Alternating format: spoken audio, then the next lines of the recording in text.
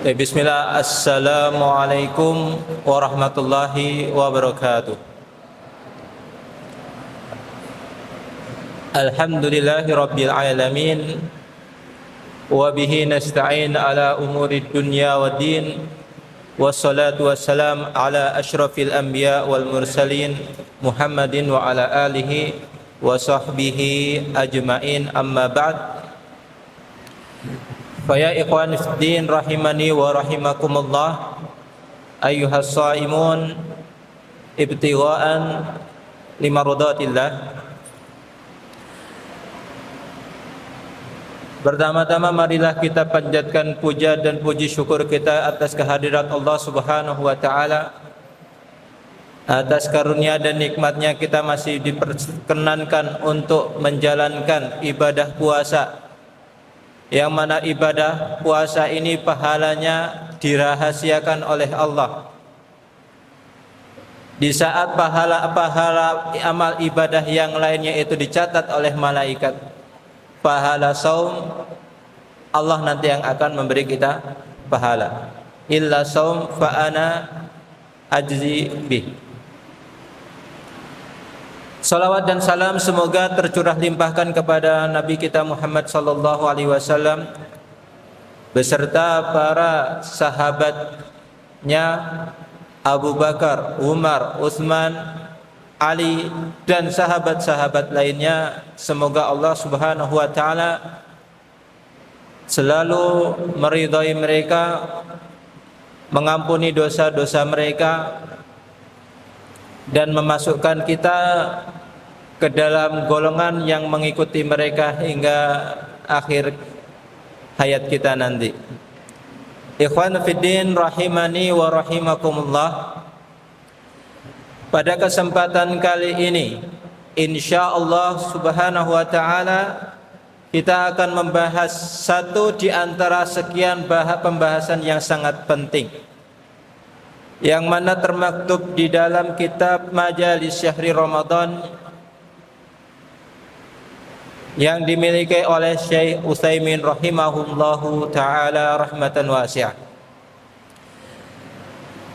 Pada pertemuan kali ini kita akan membahas majlis yang ke-26, yang mana pada majlis ke-26 ini beliau ingin membahas tentang sebab-sebab seorang itu bisa masuk neraka. Di majlis ke-26 ini kita akan membahas sebab orang disiksa di neraka. Kenapa bisa kekal di neraka? Kenapa bisa menderita di neraka? Itu sebabnya apa? Di sini beliau rahimahullahu mengatakan bahwa ada sebab-sebab seorang masuk neraka itu ada dua pembagiannya. Bisa kita kelompokkan menjadi dua kelompok, dua macam. Yang pertama adalah sebab-sebab mukaffiratun tukhriju fa'iluha minal imani ilal kufri wa tujibu lahul khulud finnar. Sebab-sebab yang bisa menjadikan seseorang itu kafir. Sebab-sebab yang mana jika seorang muslim melakukannya, dia akan keluar dari keislamannya menuju kekafiran, tidak dianggap lagi sebagai seorang muslim. Sehingga nanti ketika di akhirat dia kala akan berada di neraka kekal selama-lamanya. Walaupun dia pernah mengucapkan syahadat, walaupun dia pernah sholat, walaupun dia saum Ramadan dari tanggal 1 sampai tanggal 30 setiap tahunnya, dia akan kekal di neraka selama-lamanya. Sebab yang kedua, asbabun mufassiqah tukhriju fa'iluha minal adalati ilal fisqi wa yastahiqqu biha dukhulun nar dunal khuludu fiha. Yang kedua adalah sebab-sebab yang menjadikan seorang itu termasuk orang-orang yang fasik, yang menjadikan seseorang muslim ke dalam golongan orang-orang yang fasik, yang semulanya dianggap muslim yang soleh. Ketika dosa ini dilakukan, dia akan keluar dari seorang muslim yang soleh menjadi orang yang fasik, ahli maksiat, yang mana kelak di akhirat dia akan berhak untuk disiksa. Yastahiqu an yadkhula biha finnar, berhak untuk disiksa di neraka.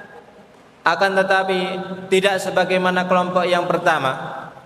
Yang kelompok yang pertama akan kekal di neraka, sedangkan kelompok yang kedua ini mereka berhak untuk dikeluarkan dari neraka. Bisa masih memiliki kesempatan untuk keluar dari neraka.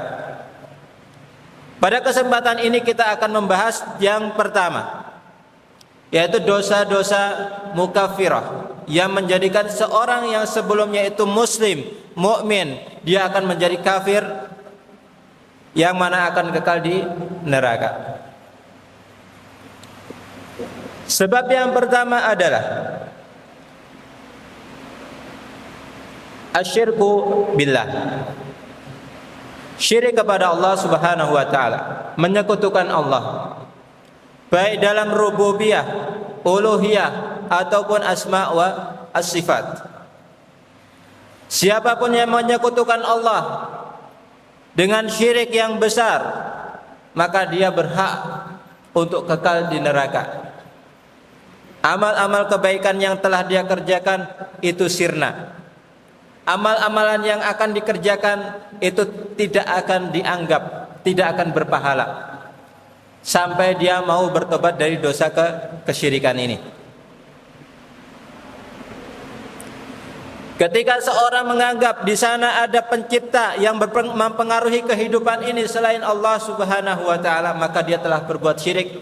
Dan ketika dia mengucapkan syahadat, dia sholat, dia saum, dia haji, dan amal-amal ketaatan yang lain itu dijalankan, tetapi dia masih meyakini hal ini, itu semua akan sirna, akan sia-sia, habaan mansura. Tidak ada nilainya sama sekali. Mau dia haus karena mengharapkan pahala, mau dia berdiri di tengah-tengah malam tanpa tidur, akan tetapi dia masih berbuat syirik, entah dari segi keyakinan atau dari segi perbuatan, itu semua akan menjadikan amal perbuatan tadi tidak bernilai apa-apa. La in asyrakta la yahbatanna amaluka wa la takunanna minal khasirin. Seandainya kalian berbuat syirik, niscaya amal-amalan kalian itu akan dihapus pahalanya dan kalian akan menjadi orang-orang yang rugi.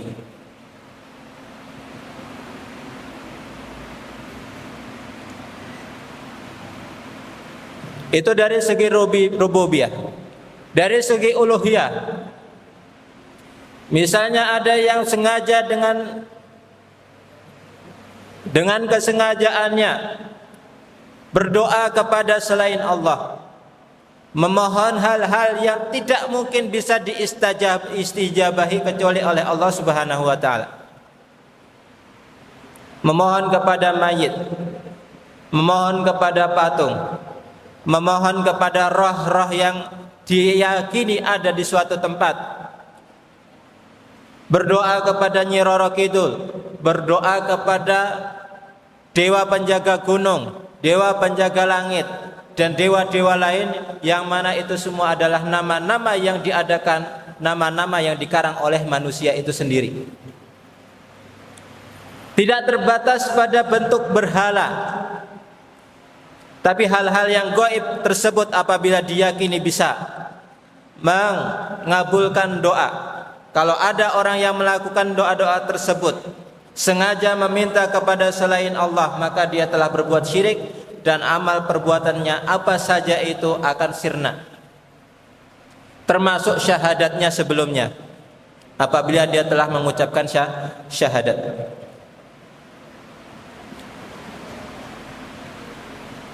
Itu yang pertama. Sebab yang kedua adalah al-kufru billahi azza wa jal, kekafiran, mengingkari Allah Subhanahu wa taala, atau mengingkari sesuatu yang disampaikan oleh Allah Subhanahu wa taala, atau mengingkari sesuatu yang disampaikan oleh Rasulullah sallallahu alaihi wasallam, walaupun dia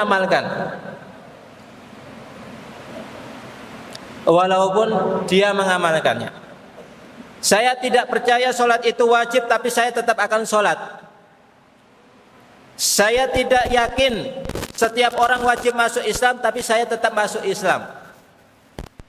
Orang yang seperti itu, orang yang berkeyakinan seperti itu, meskipun dia mengamalkan syariat Islam, tapi dia masih memiliki keyakinan bahwa saya tidak percaya bahwa setiap orang harus masuk Islam, saya tidak percaya setiap orang harus mengerjakan sholat, maka dia telah kafir. Yang mana walaupun dia mengerjakan sholat, walaupun dia berpuasa, puasa, sholatnya, dan haji, amal kebaikan yang lainnya itu tidak akan bernilai sama sekali. Kekafiran.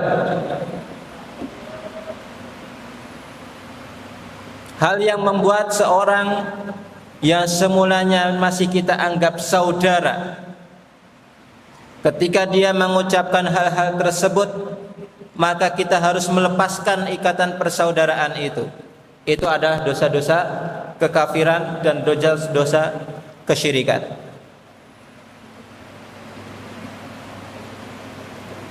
Qala rahimahullahu ta'ala, faman ankara syai'an min dzalika takdziban aw jahdan aw syakan fahuwa kafirun mukhalladun finnari.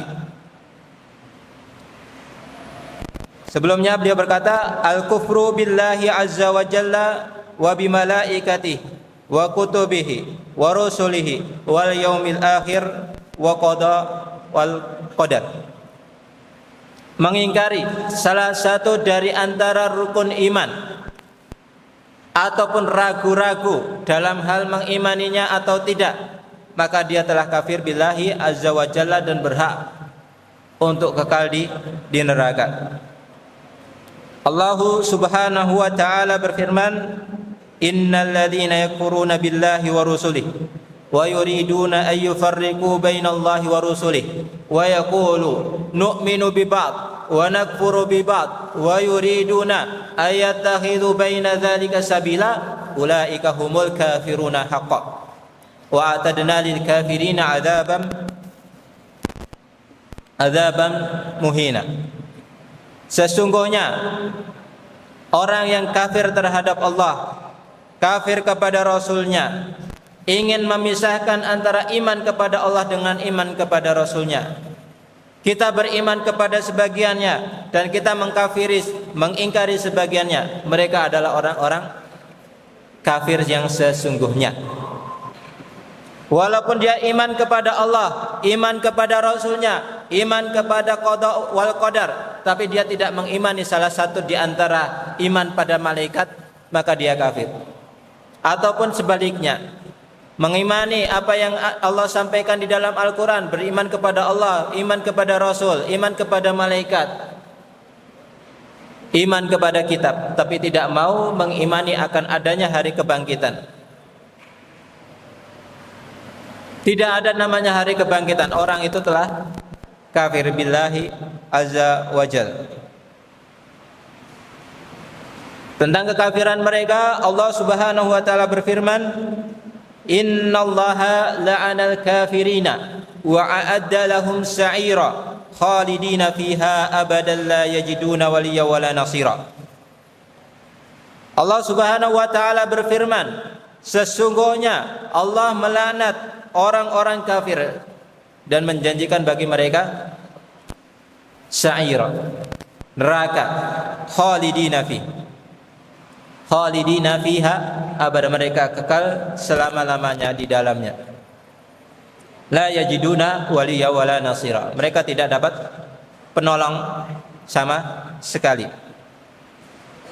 Sebab yang ketiga, inkaru fardin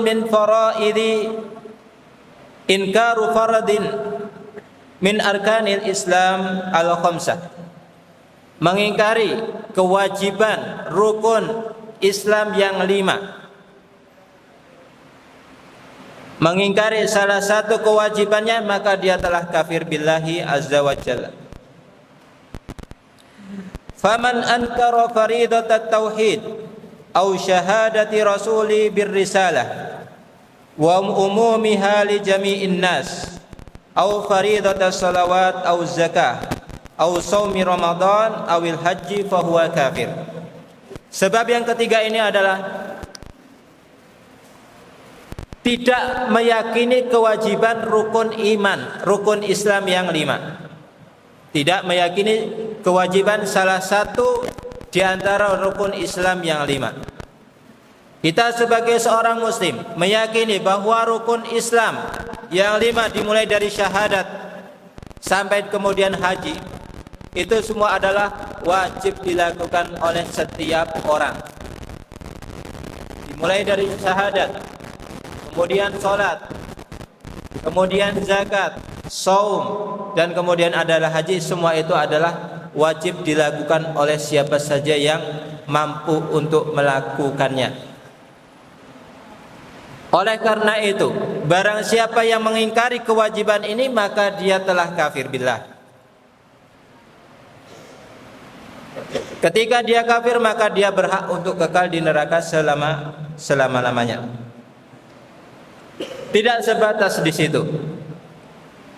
Hal-hal yang telah diketahui secara luas bahwa Islam mewajibkannya atau Islam melarangnya, tapi dia mengingkarinya, maka dia telah kafir billahi azza wa jalla. Di dalam Islam kita mengenal Allah Subhanahu wa taala mengharamkan bagi kita bangkai, mengharamkan bagi kita syirik, membunuh tanpa alasan yang jelas, mengharamkan zina, liwat, minum khamar dan lain sebagainya. Apabila ada seorang yang menyatakan syirik itu boleh atau zina itu mubah atau membunuh itu sah-sah saja walaupun tanpa alasan yang syar'i, zina, hubungan di luar nikah itu sah, nikah lebih dari 5 itu sah, nikah seorang perempuan menikah dengan 2 orang suami itu sah, orang-orang tersebut semuanya telah kafir. Orang yang mengingkari dibolehkannya poligami itu juga termasuk kafir. Pokoknya segala sesuatu yang telah diketahui dari Islam itu adalah syariat Islam. Ketika itu diingkari, maka dia telah kafir billahi azza wa jalla. Jadi kita harus bisa membedakan sebagai thalibul ilmi, mana syariat yang di situ telah disepakati, kewajiban-kewajiban yang telah disepakati, larangan-larangan yang disepakati, yang mana ketika salah seorang menyelisihinya, maka dia bukan lagi seorang muslim. Kita harus mengetahui hal-hal tersebut. Kita juga harus mengetahui perselisihan ulama. Ada yang menghalalkan dan ada yang mengharamkan. Apabila itu adalah hasil dari ijtihad, maka itu tidak sampai pada derajat kekafiran, bahkan tidak sampai derajat dosa. Isbal tanpa ada niat takabur, boleh atau tidak? Ada perselisihan ulama di situ, maka itu tidak berarti orang yang membolehkan isbal dalam keadaan tanpa takabur itu kafir. Itu tidak menyebabkan seperti itu. Antara orang yang membolehkan kunut dengan yang tidak, antara orang yang membaca zikir secara jahar dengan yang tidak, itu semua tidak sampai derajat kekufuran. Jadi kita harus bisa membedakan antara hal-hal tersebut. Sebab yang keempat, istihza'u billah, mengolok-olok Allah, Rasulullah, Al-Quran atau syariat dari syariat Islam. Barang siapa yang mengolok-ngoloknya walaupun niatnya bercanda, tidak serius, maka dia telah kafir billahi azza wa jalla dan berhak untuk kekal di neraka selama-lamanya. Allah Subhanahu wa taala berfirman, la tastah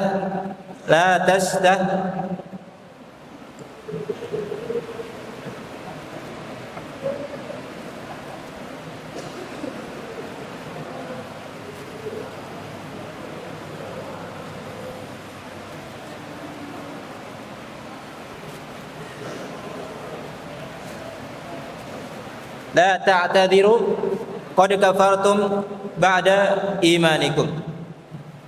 Allah Subhanahu wa taala berfirman, "Wala in sa'altahum la yaqulunna innama kunna nakhudu wa nal'ab. Qul abillah wa ayatihi wa rasulihi kuntum tastahzi'un.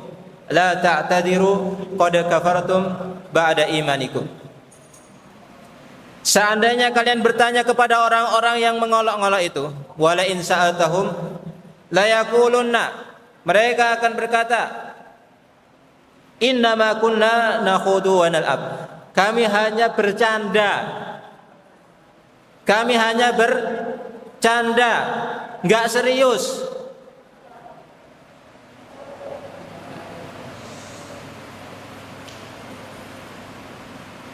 Katakanlah, abillah wa ayatihi wa rasulihi kuntum tastahzi'un. Apabila ada orang yang mengolok-ngolok Allah, Rasulullah ataupun syariat Islam ini, kemudian kita katakan, jangan sekali-kali kau olok-olok agamaku, jangan sekali-kali kau olok Tuhanku, Rasulku dan syariatku. Kemudian dia mengatakan saya itu cuma bercanda, maka katakanlah apa? Abillah wa ayatihi wa rusulihi kuntum tastahzi'un. Apakah dengan Allah, dengan ayat-ayatnya, dengan Rasulnya kalian berani bercanda, berani mengolok-ngolok? La ta'tadiru, gak usah cari-cari alasan, kalian itu sudah kafir. Laqad kafartum ba'da imanikum. Hal ini istihza biddin, ini tuh sudah sangat tersebar di banyak tempat. Apabila nanti antum keluar kemudian bebas dari pondok ini, dalam artian bisa memegang smartphone dan lain sebagainya, antum akan berselancar di sana, antum akan lihat banyak orang yang pikirannya itu seperti ini. Tidak takut, dengan seenaknya mengolok-ngolok, menjadikan agama ini sebagai olok-olokan. Syariat hijab, kemudian ada yang sholat, isbal, jenggot, nikah dan lain sebagainya, itu ada yang sampai mengolok-ngolok hal tersebut. Apabila ada orang seperti itu, kemudian kita larang, kok dia bilang saya cuman bercanda, katakanlah abillah wa ayati wa rasuli kuntum tastahzi'un la ta'tadiru. Udah, enggak usah cari alasan. Masa antum mau bercanda menggunakan Allah Subhanahu wa taala, bercanda atas nama Allah, bercanda atas nama Rasulullah, bercanda menjadikan syariat ini sebagai bahan candaan, itu semua adalah sebuah kekafiran dan sudah Tum tidak usah cari alasan, kita putus. Saya bukan lagi saudaramu, kamu bukan lagi saudara saya. Dan kamu nanti kelak ketika tidak mau bertobat akan berhak kekal di neraka selama-lamanya. Taubatlah sekarang kalau sebelum terlambat. Itu adalah sebab yang keempat, istihza'u biddin.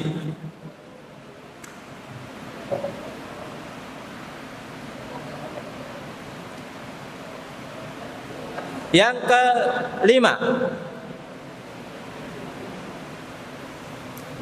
sebab yang menjadikan seseorang kekal di neraka, yang kelima adalah mencela,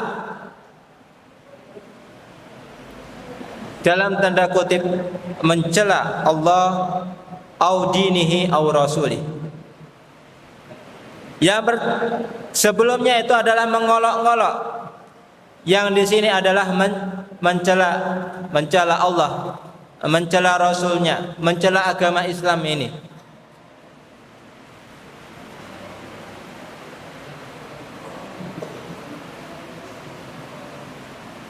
Meremehkan agama, menganggap agama ini kurang, menganggap agama ini tidak bernilai apa-apa, remeh, kemudian dicela. Itu semua adalah bentuk-bentuk kekafiran yang mana seseorang yang melakukannya itu berhak mendapatkan laknat dan diancam dengan neraka kekal di dalamnya selama-lamanya. Ibnu Taimiyah rahimahullahu ta'ala, Syekhul Islam, qala man sabballahu wa rasuluhu fahuwa kafirun zahiran wa batina. Barang siapa yang mencela Allah dan Rasulnya maka dia telah kafir, baik secara zahir maupun batin, baik di dalam hatinya ataupun di dalam perbuatannya itu sama, kafir.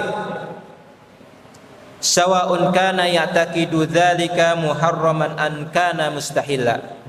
Baik dia sebenarnya meyakini hal itu boleh ataupun haram, dia menghalalkannya ataupun tidak, sama saja. Mencela Allah, mencela Rasulnya, mencela agama Islam ini, walaupun orang meyakini semua itu haram, tapi kok dia melakukannya, maka dia telah kafir billahi azza wa jalla zahiran wa batina. Kadzalika qala Syekhul Islam Ibnu Taimiyah rahimahullahu taala. Wa qala ashabuna yakfuru sawa'un kana mazihan aw jada. Sama saja, baik dia bercanda ataupun serius ketika dia mencela Allah dan Rasulnya ataupun agama Islam, maka dia telah kafir. Tidak hanya yang serius, tetapi yang bercanda juga termasuk. Wa hadha huwa as-shawabul maqtu'u bih wa naqala an Ishaq bin Rahawayh annal muslimin ajma'u ala anna man sabba Allah wa sabba rasulah aw dafa'a syai'an mimma anzalallahu fahuwa kafirun billah wa in kana muqirran bima anzalallah. Beliau menukilkan perkataan Ishaq bin Rahawayh bahwa beliau berkata kaum muslimin telah bersepakat, man sabballah, barang siapa yang mencela Allah, au sabba rasulah, atau mencela rasulnya, au dafa'a syai'an mimma anzalallah, atau menolak salah satu di antara syariat yang diturunkan oleh Allah, fahuwa kafir, maka dia telah kafir. Wa in kana muqirran bima anzalallah, walaupun dia meyakini apa yang diturunkan oleh Allah Subhanahu wa taala, walaupun dia meyakini Al-Qur'an, akan tetapi dia mencela Allah, mencela Rasulnya, menyebutkan aib-aibnya, menganggap ada aib pada mereka, maka itu adalah sebuah kekafiran, walaupun dia mengimani rukun Islam yang lainnya.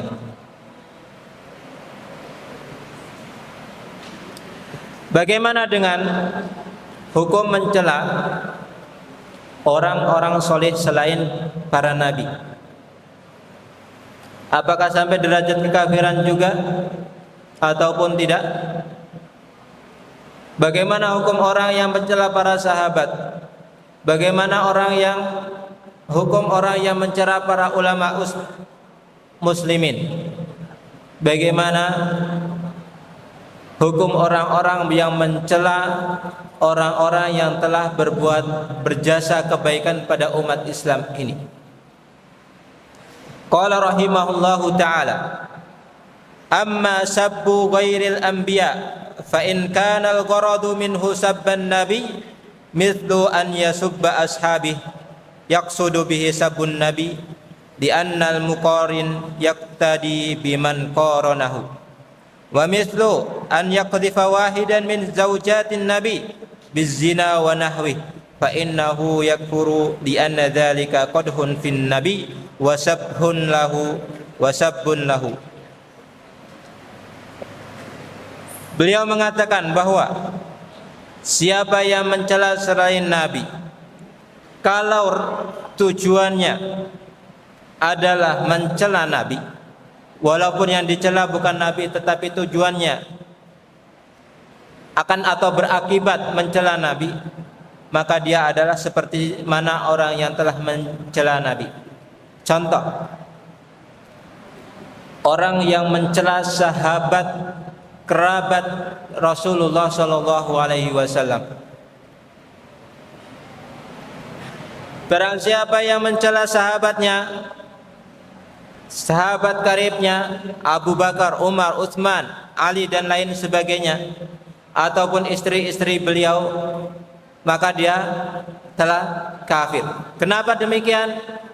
Itu berarti dia telah mencela Rasulullah sallallahu alaihi wasallam secara tidak langsung.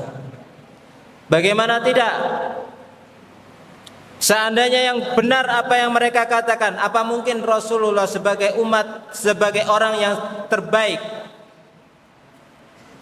itu mau bersahabat dengan mereka?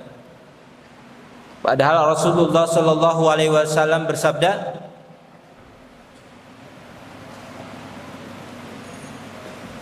seorang itu akan mengikuti teman dekatnya. Dikatakan dalam sebuah azhar, bila melihat seseorang maka lihatlah temannya. Bila ingin menilai seseorang maka nilailah dari temannya, sahabatnya. Bila sahabatnya baik maka orang itu adalah orang baik. Bila orangnya itu sahabat-sahabatnya adalah sahabat-sahabat yang tidak jelas, maka orang ini adalah orang yang juga tidak jelas. Nah, dari situ maka dia bisa dikatakan kafir. Sehingga dalam Islam, keyakinan kita sebagai ahlu sunnah, Syiah-Syiah yang ada sekarang, Syiah Rafidah, yang setiap harinya pagi siang malamnya itu mencela para sahabat, terkhususnya Abu Bakar dan Ali, mereka itu adalah kafir, bukan lagi golongan dari kaum muslimin. Kenapa? Salah satu sebabnya adalah mereka telah mengkafirkan sahabat Rasulullah sallallahu alaihi wasallam.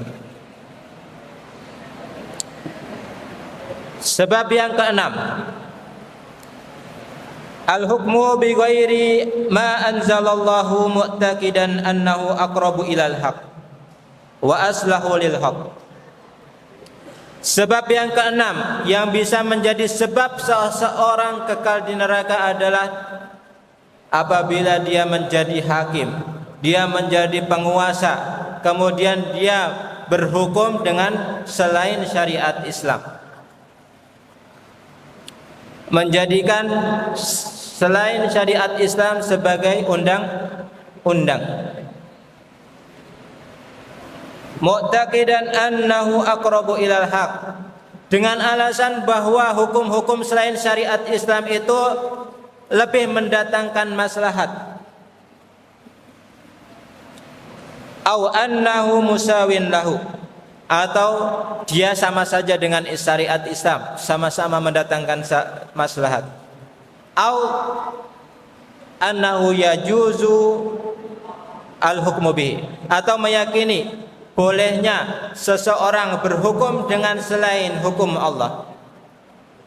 Nah, itu semua adalah dosa kekafiran yang mana seseorang berhak kekal di neraka selama-lamanya.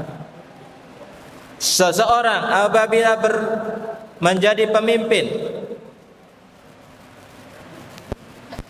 kemudian atau menjadi hakim, kemudian dia berhukum dengan selain hukum Allah, menetapkan hukuman selain hukuman yang ditentukan oleh Allah Subhanahu wa taala, maka dia telah kafir.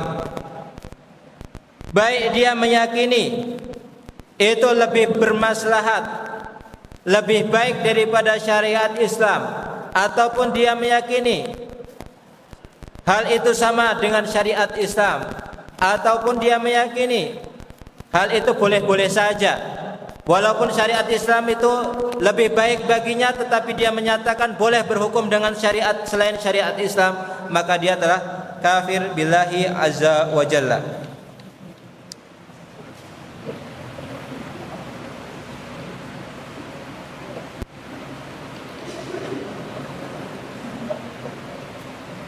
Limadha? Qala rahimahullahu ta'ala li'annahu mukadzibun, karena dia telah mendustakan ayat-ayat Allah Subhanahu wa ta'ala. Allah Subhanahu wa ta'ala telah berfirman di dalam Al-Quran, wa man ahsanu minallahi hukman liqaumin yuqinun. Hukum siapa yang lebih baik daripada hukum Allah? Tidak ada. Jadi ketika ada orang yang meyakini ada yang lebih baik, atau ada yang sama dengan hukum Allah, atau ada yang aturan-aturan yang boleh diikuti walaupun dia menyelisih syariat Islam, maka itu adalah orang kafir mukadzibun bima anzalallah.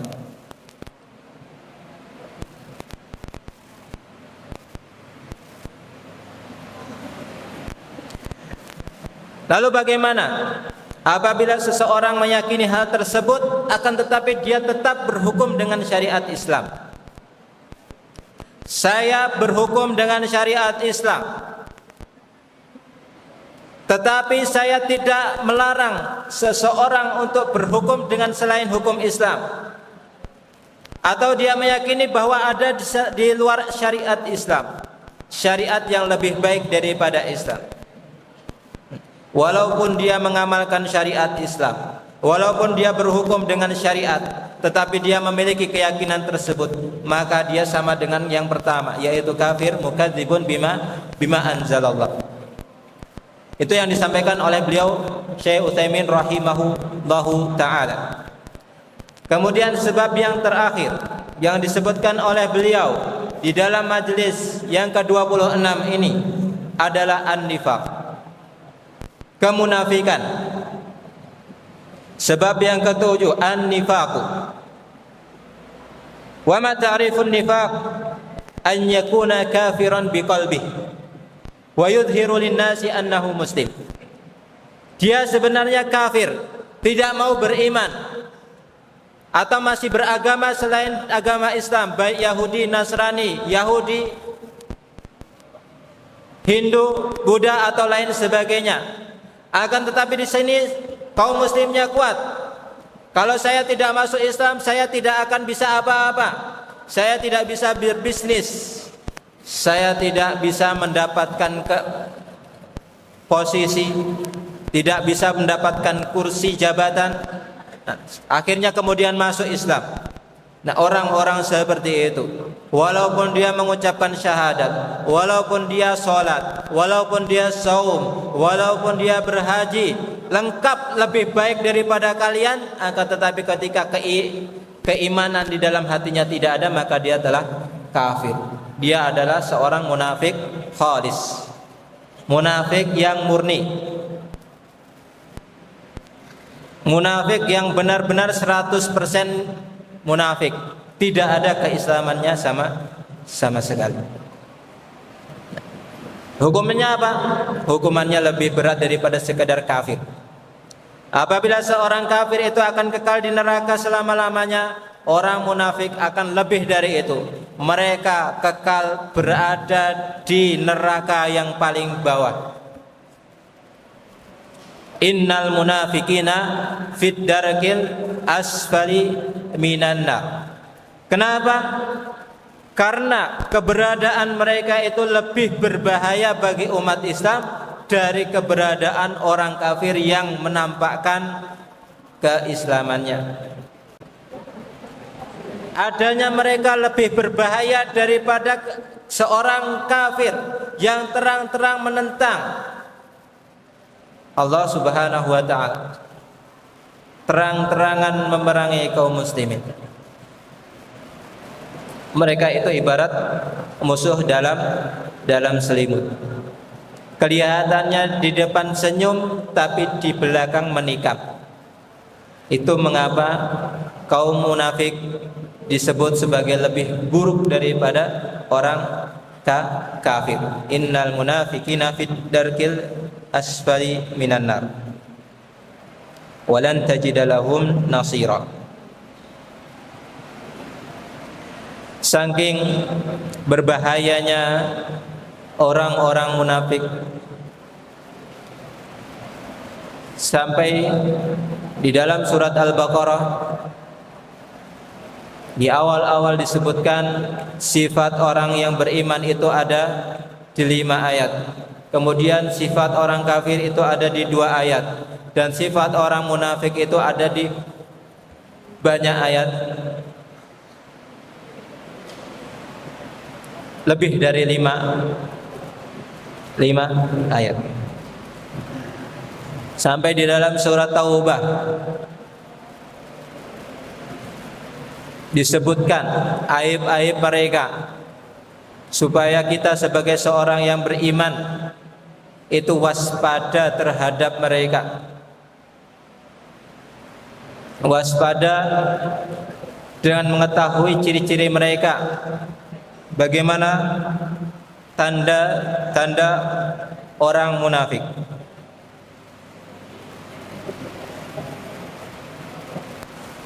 Di antara tanda-tanda tersebut disebutkan oleh beliau, yang pertama adalah adanya keraguan, meragukan salah satu di antara syariat Islam.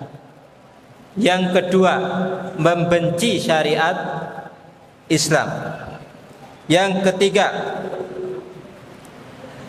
tidak senang apabila kaum muslimin itu menang.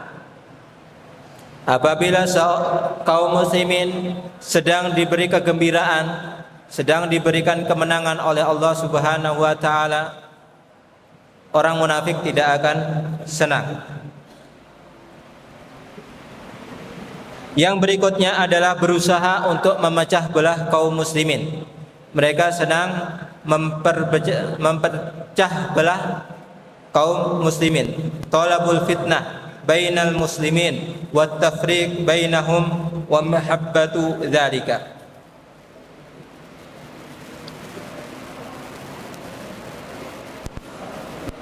Masih banyak lagi di antara yang merupakan ciri-ciri orang munafik.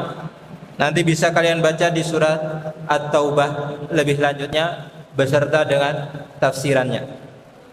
Di situ Allah menelanjangi orang-orang munafik.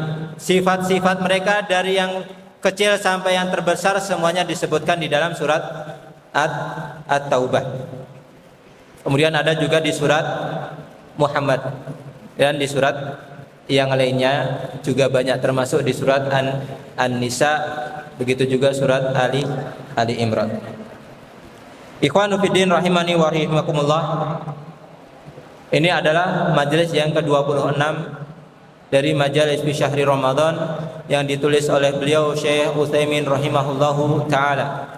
Semoga apa yang beliau sampaikan ini bisa kita ambil ibarah dan manfaatnya, bisa tertanam dalam diri kita, sebab-sebab ini bisa kita ketahui dan kita hindari. Na'lamu syarra laisa li syarr lakin li al-wiqayah minhu. Kita mengetahui keburukan bukan berarti kita ingin melakukan keburukan, tetapi kita berusaha untuk menghindarinya. Hadza ma aqulu lakum astaghfikum in wajadtum minni al-akhta. Wassalamu alaikum warahmatullahi wabarakatuh.